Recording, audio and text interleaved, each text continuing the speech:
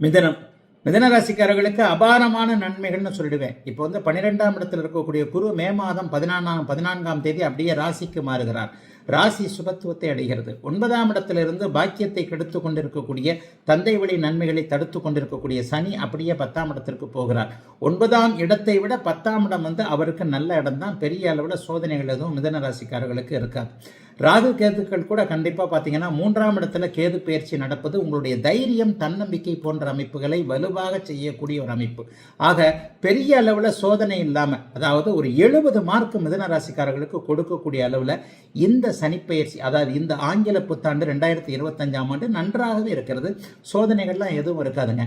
ராசி சுபத்துவம் அடைந்தாலே உங்களுக்கு என்னென்ன பிரச்சனைகள் இருக்கோ அதை சமாளிக்கக்கூடிய தைரியமும் வலிமையும் அதற்கான ஒரு சிந்தனை அமைப்புகளும் செயல் திட்டங்களும் உங்ககிட்டயே வந்துடும்.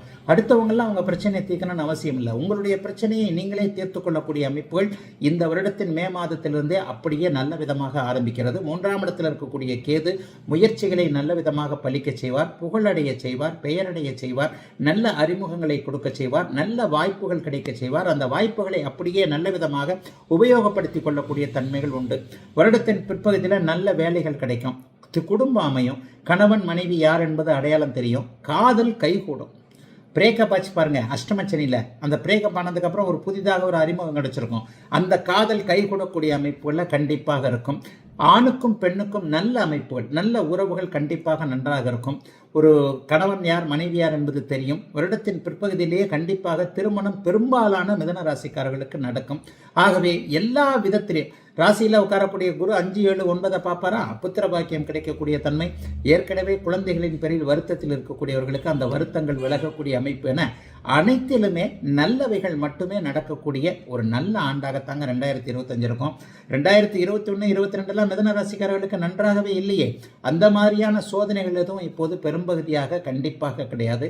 ஆகவே அவரவருடைய வயதிற்கு ஏற்றார் போல 20 வயதிற்கு ஒன்று, 40 வயதுக்கு ஒன்று, 60 வயதிற்கு ஒன்று மாதிரி அவரவருடைய வேலை, தொழில், வியாபாரம் போன்ற அமைப்புகள், ஜீவன அமைப்புகள் வலுவாக இருப்பது, குடும்பத்தில் கொஞ்சம் நிம்மதி இருக்கிறது, வெளிநாடு வெளிமாநிலம் போன்ற இடங்கள்ல இருந்துட்டு திரும்பி வரணும்னு நினைக்கிறவங்களுக்கு திரும்பி வரக்கூடிய வாய்ப்புகள் கிடைப்பது என எல்லாம் சரியாக இருக்கக்கூடிய நல்ல வருடமாக அமைந்திருக்கிறது 2025 மிதனத்திற்கு அனைவருக்கும்.